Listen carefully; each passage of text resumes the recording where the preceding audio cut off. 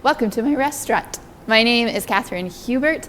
I started this business just over 6 years ago, and if you are here today, it's because there is something in you that was curious about how I turned this restaurant into a safe space. It has not been an easy journey. It has not been a short journey. So I will preface this video with that. The concepts I am going to be discussing with you today are ones that are going to take time. They're going to take investment. There is no quick way to create a safe space. So if that's the video that you are looking for, then this is not your video.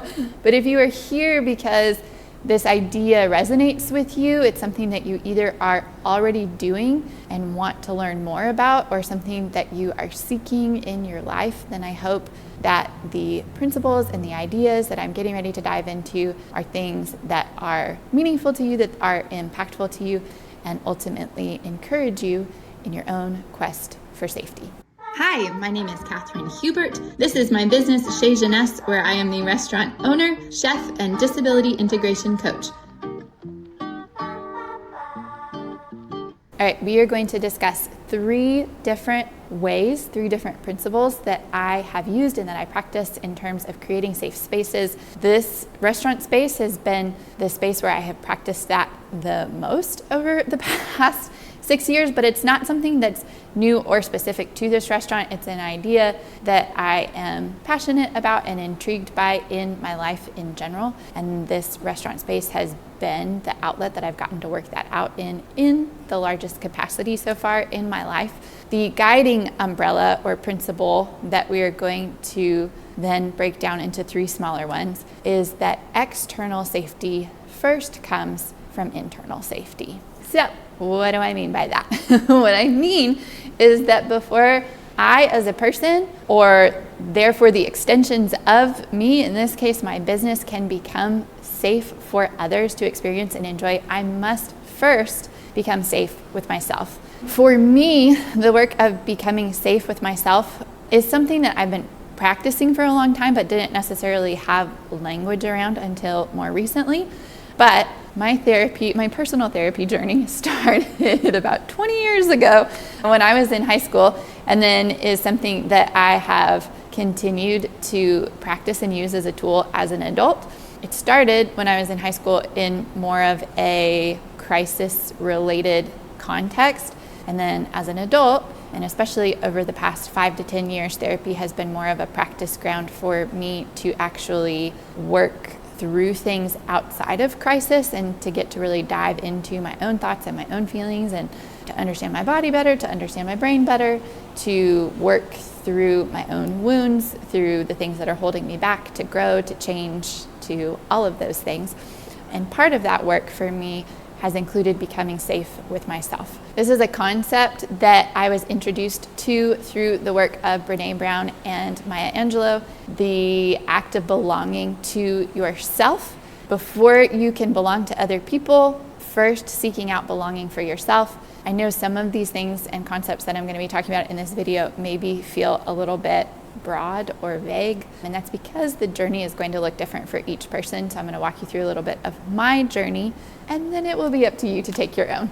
Chez Jeunesse teammates, your keyword for this week in honor of the book that inspired me is wilderness. But the concept of belonging to yourself, and for me that has looked like honoring myself, meaning that I understand my needs, I understand my wants, I am paying attention to what my body is saying, I am including not just my logic and the things that I'm thinking about, but also the ways that I'm feeling about something on an emotional level and on a physical level, taking those things into account and then not pushing them down, not stifling, actually giving them space, giving them credit, giving them validation, giving them value, recognizing that the things that I want and need are important. They are part of me. It doesn't mean that I will always get them, but it's still important to be able to acknowledge them, to verbalize them, to live into them to the best of my ability, and to stand by myself.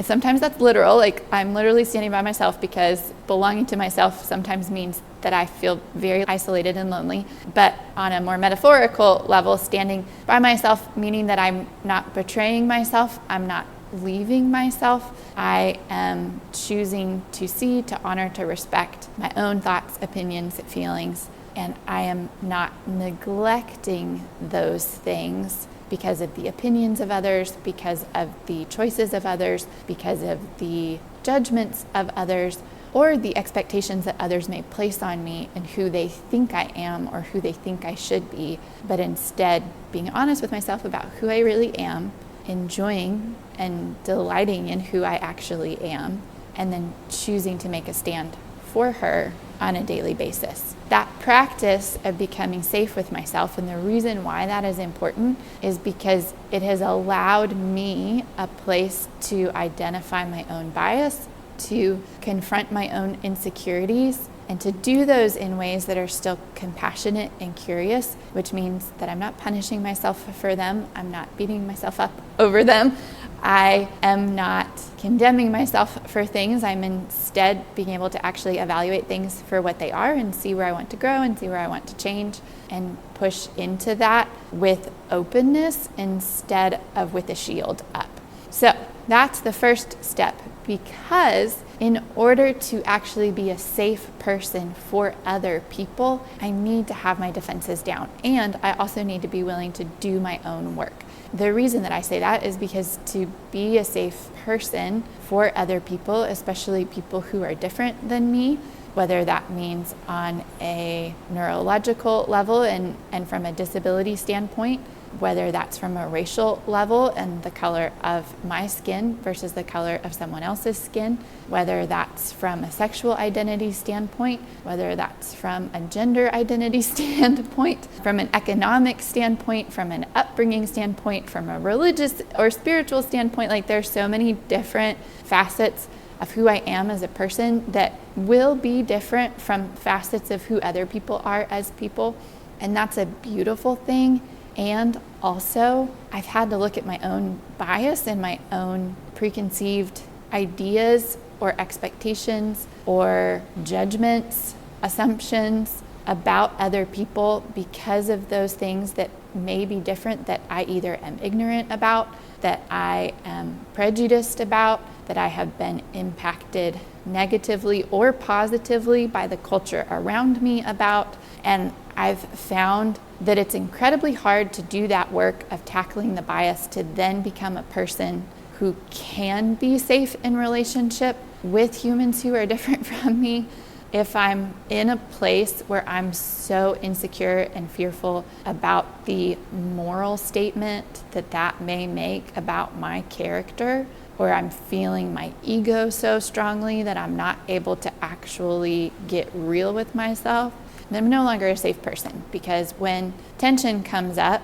and that doesn't mean that someone's causing tension, it just means that there's a difference and I'm feeling that, I'm going to get defensive about it. Or if I'm confronted about something that I did that hurt another person or that I did that was wrong, I'm going to get defensive about that. I'm going to get insecure. I'm going to get feisty. I'm going to shut down, or I'm going to push forward. Like, my response no longer becomes one of relationship being the priority. Instead, it becomes my own ego or my own safety becomes the priority because I haven't done that work first. So being safe with yourself then enables us to start becoming safe with other people.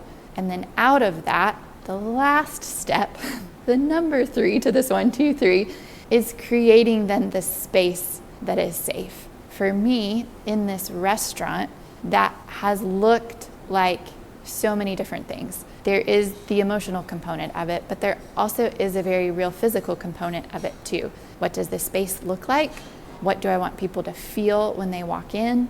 Is it warm? Is it cozy? Is it inviting? Are we welcoming? Are we checking our bias at the door so that we can be welcoming to everyone who comes in? When we come across internal conflict, are we talking about that as a team? Am I talking about it with my teammates? I experienced this today and that made me really upset. Why did it make me upset? What is it that I need to work through in that? How do I stand by myself in this? How do I extend relationship and warmth and welcome to the person who's in front of me? Last week was election week, and I walked into work. You're seeing this 2 weeks after election week, but I walked into work the Wednesday after election day and could just feel the grief that was being held by my team, by our guests that were here. There was just this sense of gratitude and recognition for creating a space and getting to be part of a space that has become safe to enough people in my city that when they are sad, when they are overwhelmed and they need to go somewhere where they feel comfortable, where they feel comforted, where they feel nourished, that they thought of coming here. And we got to do that collective processing. Even if it wasn't all verbalized, we got to do it in proximity to each other and around each other. And that moment, even though this is a concept that I think about a lot, has been something that I've been really sitting with over the past week and is the reason why I'm doing this video today. And so there's this moment of recognition for what is, along with the years and the timeline of work and intention and heart and many, many collective spirits that have come together to create the actual community in the space that is here. So as you continue to seek safety, whether that's with yourself personally or that's within the environments that you're in or the environments that you're creating, I want to encourage you that you are so worth the time and effort of becoming safe with yourself, and that process may take a while and it may feel really lonely and it may feel really painful at times, but the true ability as I've stepped through that pain and that loneliness to then be able to connect with myself and then truly connect with other people. And I'm still on the journey of doing both of those things and probably will be for the rest of my life. But those moments where it's actually deep and real and rich and full are so beautiful. And I would rather have less experiences, but let them be truly deep and rich than have lots of shallow ones. So safety, what does it look like? What does it feel like? I think it looks and it feels like belonging, and that belonging first starts within us. And as we practice that, we then get to practice and extend that to the people around us and experience what it's like to belong as well. That's it for today. Thank you for being here. I appreciate you, your curiosity, and your heart, and I'll see you next time.